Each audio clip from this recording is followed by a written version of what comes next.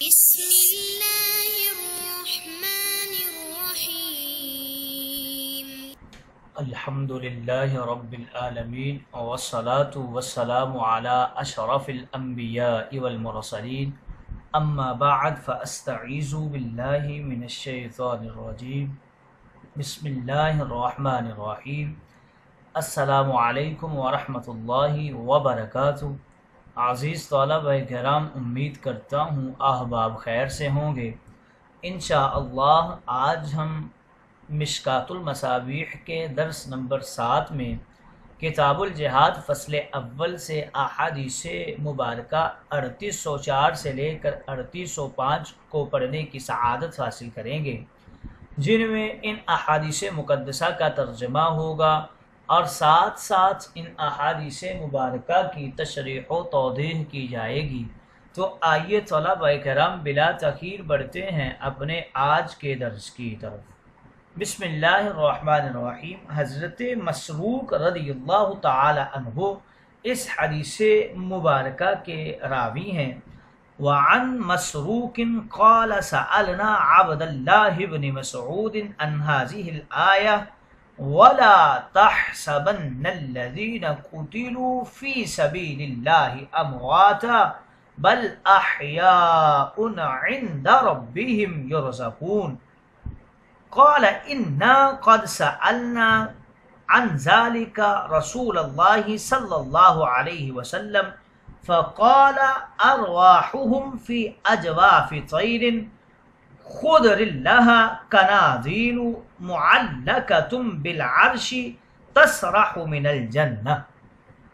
آئیے طلبہ کرام سب سے پہلے اس حدیث مبارکہ کا ترجمہ کر لیتے ہیں۔ حضرت مسروق یہ یاد رہے کہ تابعی ہیں۔ آپ کہتے ہیں کہ ہم نے حضرت عبداللہ بن مسعود رضی اللہ تعالی عنہ سے اس آیت کریمہ کی تفسیر پوچھی کہ جو لوگ خدا کی راہ میں جہاد کے اندر شہید کر دیے جائیں تو تم ان کو مردہ خیال نہ کرو، بلکہ وہ اپنے پروردگار کے پاس زندہ ہیں اور ان کو رزق دیا جاتا ہے۔ تو حضرت عبداللہ بن مسعود رضی اللہ تعالی عنہ آپ نے فرمایا کہ ہم نے رسول اللہ سے اس آیت کریمہ کی تفسیر پوچھی تھی تو حضور اکرم نے ارشاد فرمایا کہ ان شہداء کی روحیں سبز رنگ کے پرندوں کے قالب میں ہیں، ان کے رہنے کے لیے عرش الہی کے نیچے قندیلیں لٹکائی گئی ہیں۔ وہ روحیں بہشت میں سے جہاں سے ان کا جی چاہتا ہے میوے کھاتی ہیں، پھر ان قندیلوں میں بسیرا کر لیتی ہیں۔ تب پروردگار ان شہداء کی طرف جھانکتا ہے اور فرماتا ہے کیا تم کو کسی چیز کی خواہش ہے؟ وہ عرض کرتے ہیں کہ ہم کس چیز کی خواہش کریں گے، حالانکہ ہم بہشت میں سے جہاں سے ہمارا جی چاہتا ہے میوے کھا لیتے ہیں۔ اللہ تعالیٰ ان کے ساتھ 3 مرتبہ یہی معاملہ کرتا ہے، یعنی ان سے 3 مرتبہ یہی سوال کیا جاتا ہے، اور جب وہ دیکھتے ہیں کہ ہمیں پوچھے جانے والے سے چھوڑا نہیں جائے گا، یعنی جب وہ جانتے ہیں کہ پروردگار کی مراد یہ ہے کہ ہم کسی خواہش کا اظہار کریں، تو وہ عرض کرتے ہیں کہ اے ہمارے پروردگار، ہماری بس یہی خواہش ہے کہ تو ہماری روحوں کو جسموں میں واپس کر دے اور ہمیں دنیا میں واپس بھیج دے تاکہ ہم ایک بار پھر تیری راہ میں مارے جائیں۔ جب اللہ تعالیٰ یہ دیکھتا ہے کہ ان کی کوئی خواہش و حاجت نہیں ہے تو ان کو چھوڑ دیا جاتا ہے، یعنی اللہ تعالیٰ ان سے پوچھنا چھوڑ دیتا ہے۔ اس حدیث مبارکہ کی تشریح و توضیح کے اندر شارحین کرام کلام فرماتے ہیں ارواحهم فی اجواف طیر۔ اس حوالے سے ذکر کر رہے ہیں کہ اجواف یہ جوف کی جمع ہے، پرندے کے پوٹے کو کہتے ہیں، جہاں ابتدائی طور پر غذا جمع ہوتی ہے جو پرندے کے چونچ کے نیچے ابھرا ہوا حصہ ہوتا ہے، جس کے لیے دوسری روایات میں حواسل کا لفظ بھی استعمال ہوا ہے۔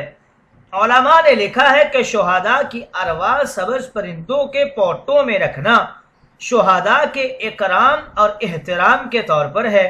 اس حدیث کی دلالت النص سے حیات شہداء ثابت ہوتی ہے اور اشارت النص سے حیات انبیاء ثابت ہوتی ہے، کیونکہ شہداء سے انبیاء کا مقام بلند و بالا ہے، لہذا ان کی حیات کا ثبوت بطریق اولا مل گیا ہے۔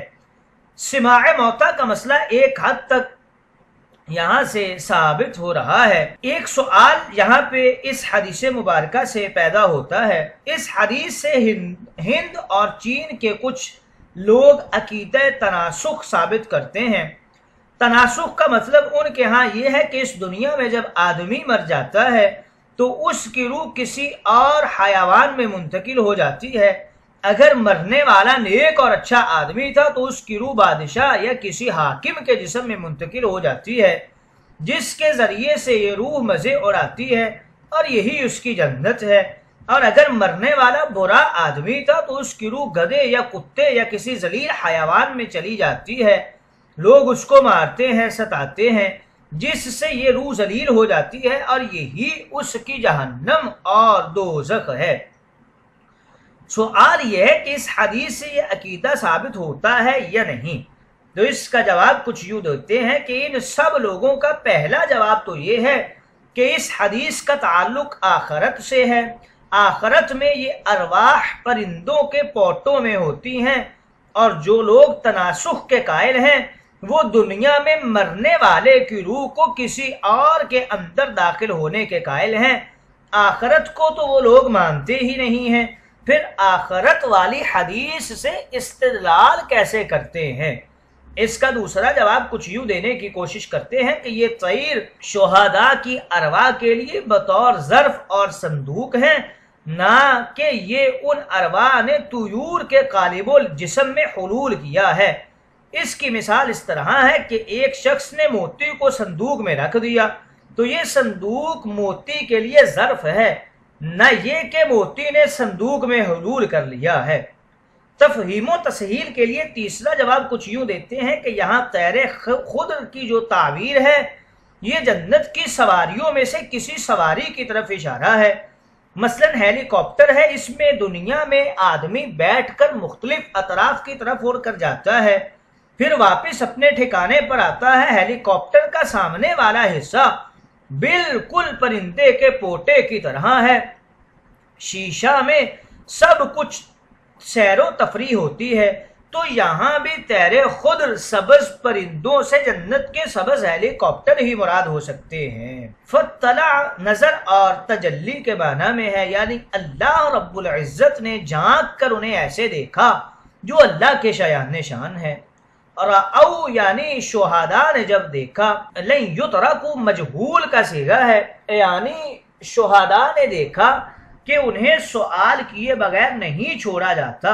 این یسألوا یعنی یہ کہ شہداء اللہ تعالیٰ سے سوال کر کے کچھ مانگیں گے، یہ معلوم کا صیغہ ہے۔ توریکو مجہول کا صیغہ ہے، یعنی جب یہ بات واضح ہو جاتی ہے کہ یہ لوگ کچھ مانگنے والے نہیں تو ان کو چھوڑ دیا جاتا ہے۔ آئیے طلبہ کرام اگلی حدیث مبارکہ کی طرف بڑھتے ہیں۔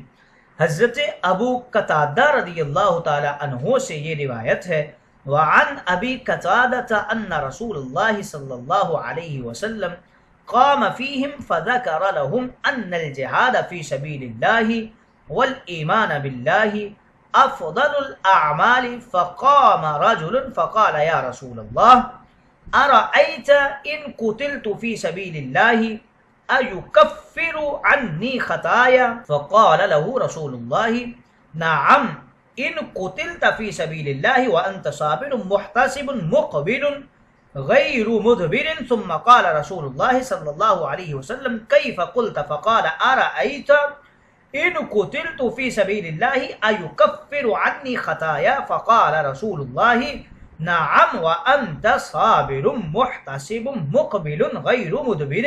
آئیے طلبہ کرام اس حدیث مبارکہ کے ترجمہ کی طرف بڑھتے ہیں۔ حضرت ابو قتادہ رضی اللہ تعالی عنہ کہتے ہیں کہ ایک دن رسول کریم نے صحابہ کے سامنے خطبہ ارشاد فرمایا، اور اس خطبہ میں ان کو آگاہ کیا کہ اللہ کی راہ میں جہاد کرنا اور اللہ پر ایمان لانا سب اعمال سے بہتر ہے۔ یہ سن کر ایک شخص کھڑا ہوا اور عرض کی یا رسول اللہ، مجھے یہ بتائیے کہ اگر میں اللہ کی راہ میں مارا جاؤں تو کیا میرے گناہ معاف کر دیے جائیں گے؟ رسول کریم نے ارشاد فرمایا، ہاں، بشرطے کہ تم اللہ کی راہ میں اس حال میں مارے گئے کہ تم سختیوں پر صبر کرنے والے ہو، ثواب کے طالب ہو اور پیٹھ دکھا کر بھاگنے والے نہیں ہو بلکہ دشمن کے مقابلے میں جم جانے والے ہو۔ پھر رسول کریم نے ان سے پوچھا، تم نے کیا کہا تھا؟ اس نے عرض کیا، یا رسول اللہ، مجھے یہ بتائیے کہ اگر میں اللہ کی راہ میں مارا جاؤں تو کیا میرے گناہ معاف کر دیے جائیں گے؟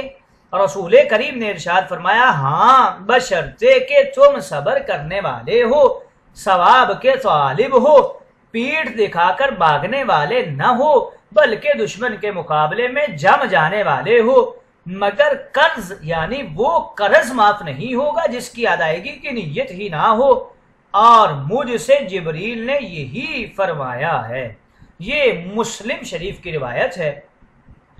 اس حدیث مبارکہ کی توضیح میں شارحین کرام افضل الاعمال کے حوالے سے لکھتے ہیں کہ ایمان کے بعد افضل عمل کون سا ہے؟ تو ایمان کے بعد افضل عمل یہ جہاد ہے۔ محتسب صابر سے مراد میدان جنگ میں کفار کے مقابلہ میں صبر کرنا ہے، بزدلی نہ دکھانا ہے، جزا فضا نہ کرنا ہے، اور محتسب سے ثواب کی امید کرنا مراد ہے۔ جہاد خالص رضائے الہی کے لیے ہو، آخرت کا ثواب مطلوب ہو، دنیا کی غرض نہ ہو اور دکھاوا اور ریاکاری مقصود نہ ہو، نیز کوئی قومی تعصب اور حمایت کا جذبہ نہ ہو۔